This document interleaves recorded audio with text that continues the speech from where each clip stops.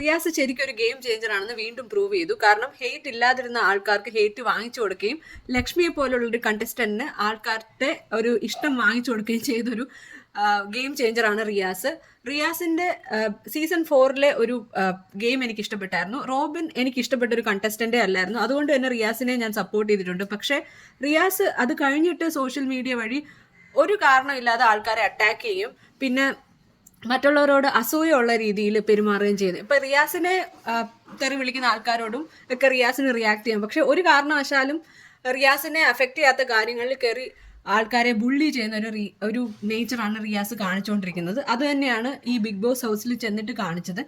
ഇപ്പോൾ അവിടെ ഈ ഗസ്റ്റിനെ ഏത് രീതിയിലും സപ്പോർട്ട് ചെയ്ത് നിൽക്കണമെന്ന് കണ്ടസ്റ്റൻസിന് ബിഗ് ബോസ് പറഞ്ഞിട്ടില്ല. പക്ഷെ എന്തുകൊണ്ടോ എല്ലാവരും ഈ ഗോൾഡ് കോയിന്റെ കാര്യം ആലോചിച്ച് റിയാസിനെ ബ്ലൈൻഡ് ആയിട്ട് അങ്ങ് താങ്ങി നടക്കുകയാണ് ചെയ്തത്. അത് വളരെയധികം ബാഡ് ആയിട്ടുള്ളൊരു സ്ട്രാറ്റജിയാണ്. സ്ട്രാറ്റജി ഇല്ലായ്മ എന്ന് പറയാം. കാരണം എന്താണെന്ന് വെച്ചാൽ ഇപ്പം നമ്മളൊരു ഹോട്ടലിൽ പോയിട്ട് നമ്മൾ മിസ്ബിഹേവ് ചെയ്യാണ്, അവിടുത്തെ സ്റ്റാഫിൻ്റെ അടുത്ത് ഒരു റെസ്പെക്റ്റ് ഇല്ലാതെ പെരുമാറുകയാണ്, അവിടുത്തെ സാധനങ്ങൾ അല്ലെങ്കിൽ അവിടുത്തെ ഹോട്ടൽ മെസ്സി ആക്കുകയാണെങ്കിൽ ഗസ്റ്റിനെയാണ് സാധാരണ വാർണിംഗ് ചെയ്യുന്നതും പറഞ്ഞു വിടുന്നതും. പക്ഷേ അവിടുത്തെ ഒരു കാര്യവും ചെയ്യാത്ത ജീവനക്കാരെ അല്ല പറഞ്ഞു വിടുന്നത്.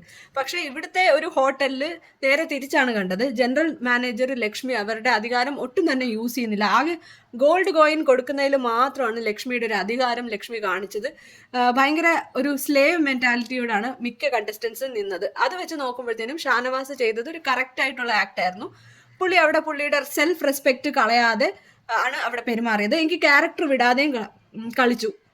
ഈവൻ അനീഷും അങ്ങനെ തന്നെയാണ് നോട്ടീസ് ചെയ്തത്. അനീഷും ഒരു എംപ്ലോയി ആയിട്ട് നിന്നിട്ടാണ് അനീഷിന്റെ വോയിസ് ഉയർത്തിയത്, അല്ലാതെ ഗെയിമിൽ നിന്ന് വെളിയിൽ വന്ന് പേഴ്സണലി അറ്റാക്ക് ചെയ്തില്ല. ഷാനവാസ് കുറച്ച് കഴിഞ്ഞ് പ്രൊവോക്ഡ് ആവുന്നുണ്ട്. അതിനുശേഷം ഷാനവാസ് കുറച്ച് അൺപാർലമെന്ററി ആയിട്ടുള്ള വേർഡ്സ് ഒക്കെ യൂസ് ചെയ്തു. പക്ഷെ എങ്കിലും ഷാനവാസ് അവിടെ ചിന്തിച്ച രീതി കറക്റ്റാണ്. ബിഗ് ബോസ് ഒരിക്കലും പറഞ്ഞിട്ടില്ലല്ലോ ഈ ഗെയിം ചേഞ്ചർ അല്ലെങ്കിൽ ചലഞ്ചേഴ്സിനെ അല്ലെങ്കിൽ ഗസ്റ്റിനെ സപ്പോർട്ട് ചെയ്ത് തന്നെ അവിടെ നിൽക്കണമെന്ന് പറഞ്ഞിട്ടില്ല.